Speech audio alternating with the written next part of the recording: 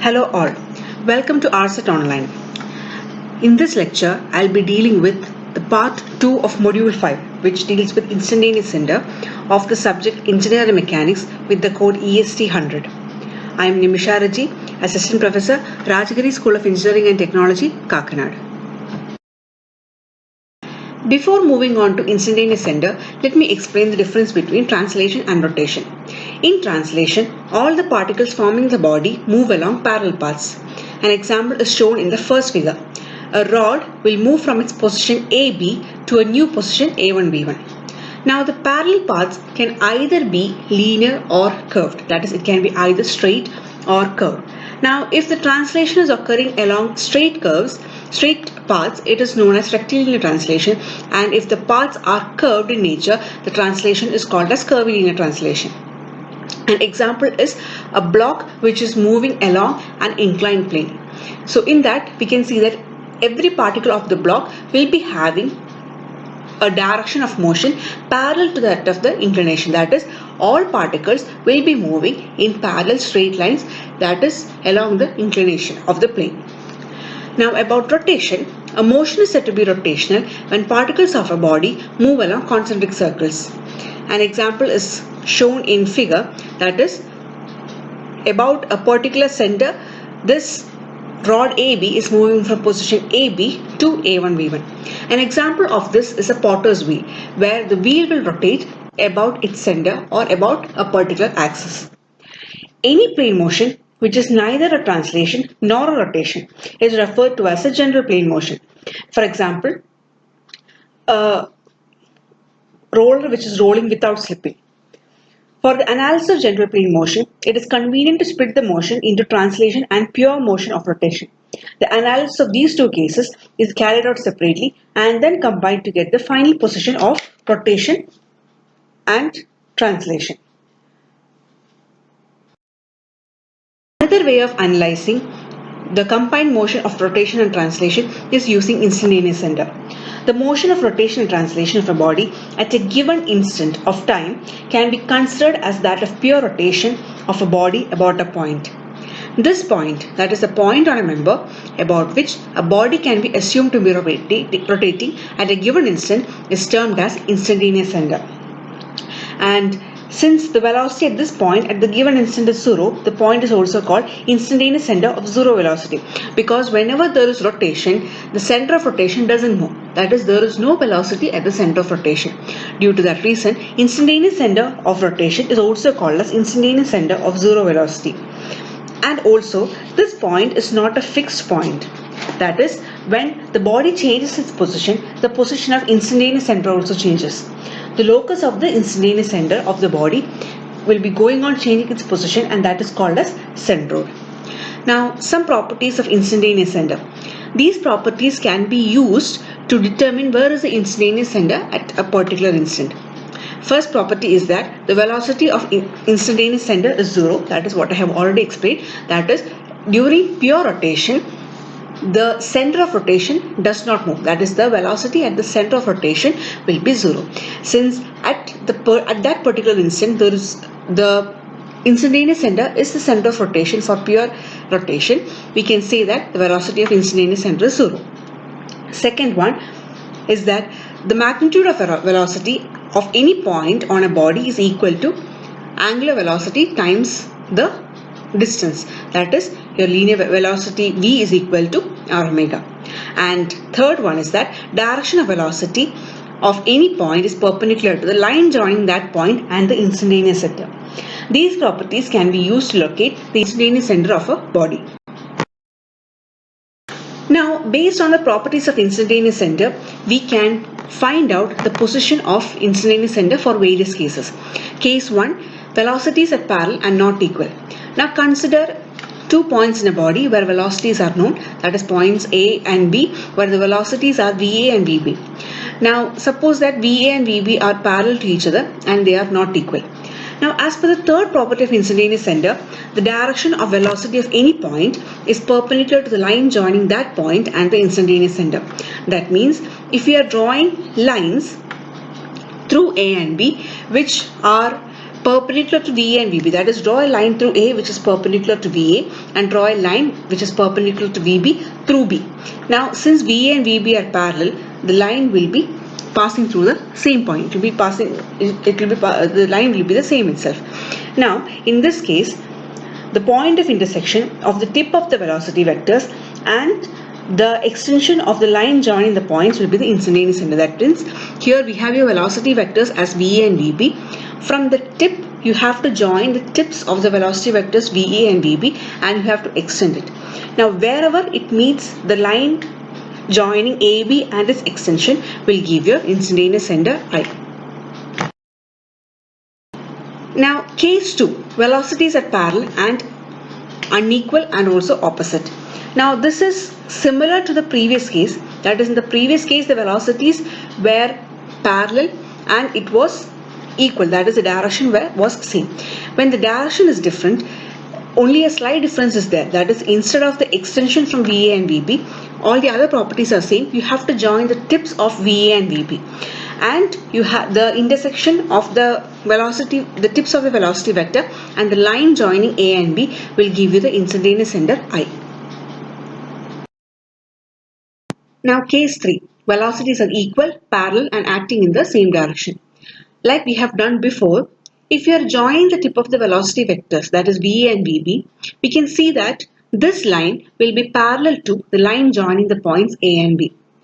That means, as we have done for the previous case, that is, these two lines must intersect and that intersection will give you the instantaneous center. But here, since these two lines are parallel, there will be no points of intersection.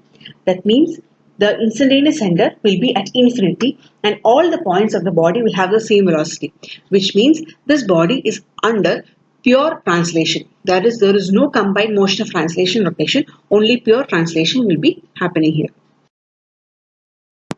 Case 4 is a general case when velocities are not parallel. In this also we will be using the third property, that is, perpendicular to the velocity vector we will be drawing a line. That is, at A we will be drawing a line which is perpendicular to VA, and at B we will be drawing a line which is perpendicular to VB. The point of intersection of these lines will be giving you the instantaneous center. Now, let us come to an example. A cylinder of radius 1 meter rolls without slipping along a horizontal plane AB. Its center has a uniform velocity of 20 meters per second. Find the velocities of the point D and E on the circumference of the cylinder as shown in figure.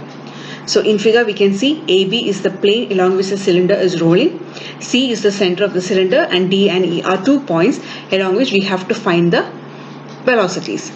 Now, when the cylinder is rolling, the point which is touching the plane will always have zero velocity.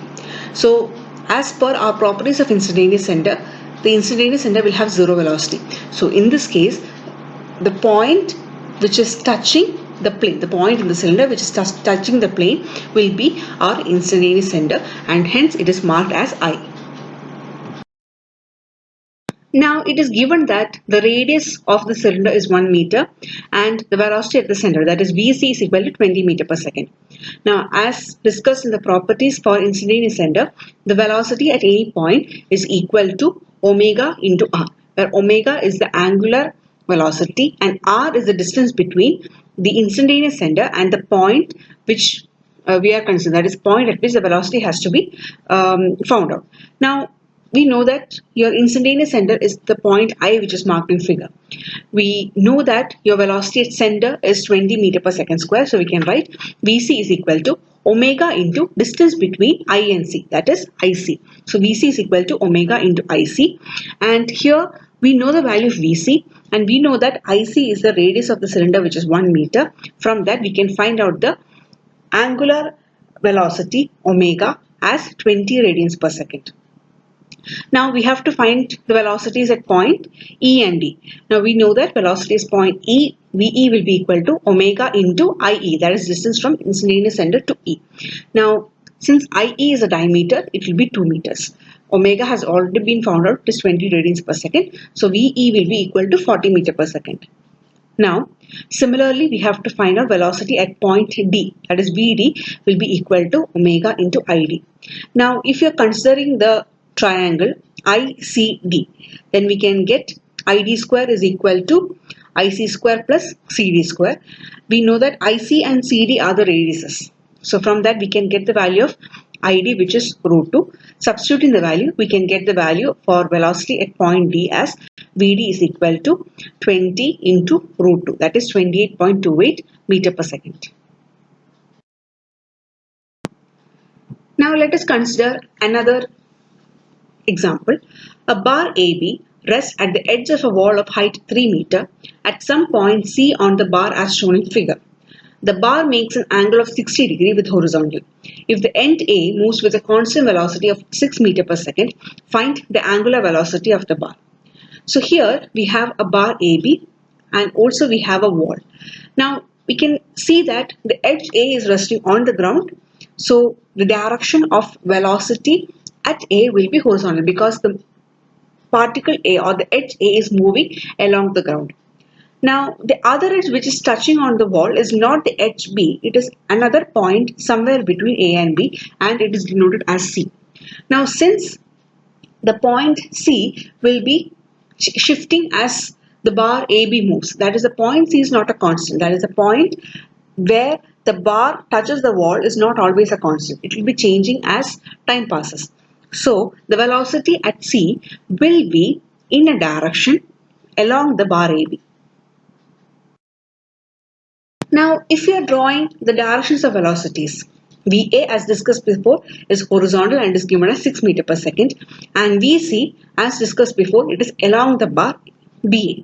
Now, instantaneous center means it will be at a point which is the intersection of two lines which are drawn perpendicular to velocities. That is, we have to draw a line perpendicular to your velocity at A. That is perpendicular to VA, we have to draw a line. Since VA is horizontal, the line perpendicular to VA will be vertical. Now, similarly, perpendicular to VC, we have to draw a line. Where both these two meet, there will be your instantaneous center I, which is as marked in figure. Now, it is given that the bar is making an angle of 60 degree with the horizontal. That is, the angle CAI as given in figure will be 90 minus 60, which is 30. Now, we know that angle ACI will be 90 degree because that is how we have drawn the line CI. So, the angle AIC will be equal to 60 degrees. The question is to find out the angular velocity of the bar omega. Now, since the velocity at A is given, we can use the equation VA is equal to omega into AI. That is, AI is the distance between the point which is under consideration, that is A, and the instantaneous center I. Now, to find out AI, we can use the geometries. Now, if you can find out the value of AC, you can find out AI from the figure. To find out AC, we know that the distance of C from A, that is the perpendicular distance of C from A is 3 meters, which is given in the question. So, sine 60 can be written as 3 by AC. So, we can write AC as 3 by sine 60, which is 3.46 meters. Similarly, from the triangle ACI, we can write cos 30 is equal to AC by AI. From that, we can find out AI is equal to AC by cos 30, that is 4 meters.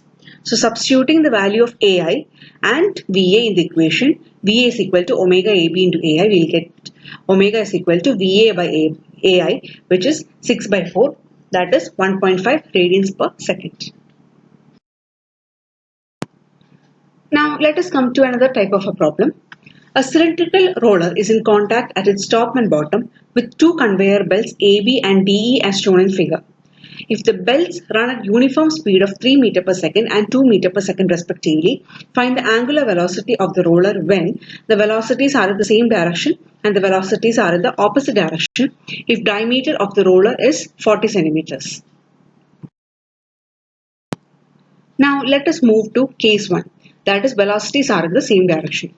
Now again repeating the question, we have a cylindrical roller and there are two conveyor belts AB at the top and DE at the bottom, and the speed at top and bottom are 3 meter per second at top and 2 meter per second at the bottom, and here velocities are in the same direction as it is indicated in the figure.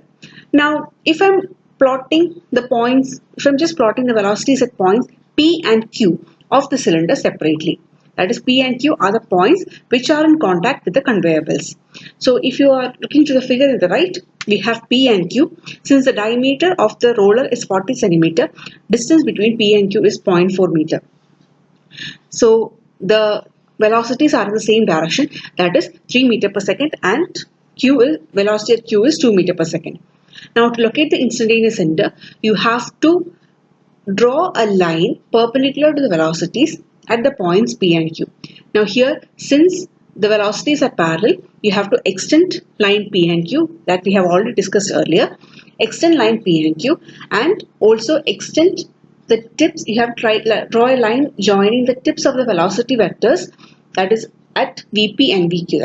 At 3 meter per second and 2 meter per second, you have to draw a line. You have to extend it till it meets the other line. You will be getting your instantaneous center I. Now let the distance of instantaneous center I from Q be x. That is, as we have derived, the instantaneous center will be lying below Q. Now velocity of P is given as Vp is equal to omega into Pi. Now Vp is given as 3 meter and Pi from the figure, it is 0.4 plus x. That is our first equation. Similarly, velocity of Q will be Vq is equal to omega into Qi. Vq is 2 meter per second, and Qi is x, that is given from the figure. So we have two equations. 3 is equal to omega into 0.4 plus x, and 2 is equal to omega into x.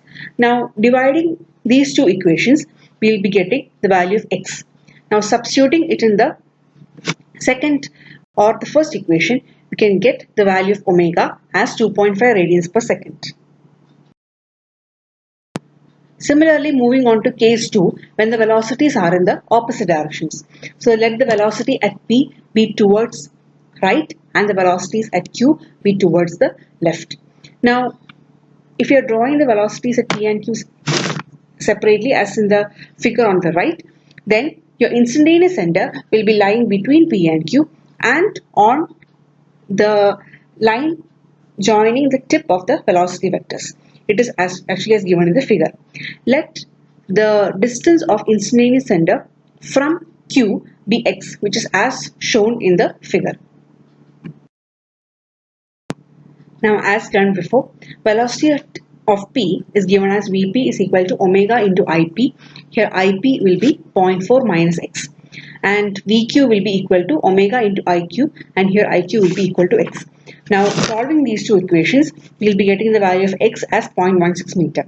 Now substituting the value of x in either of the above equations, we will be getting omega is equal to 12.5 radians per second. Now that's all about instantaneous center. Thank you.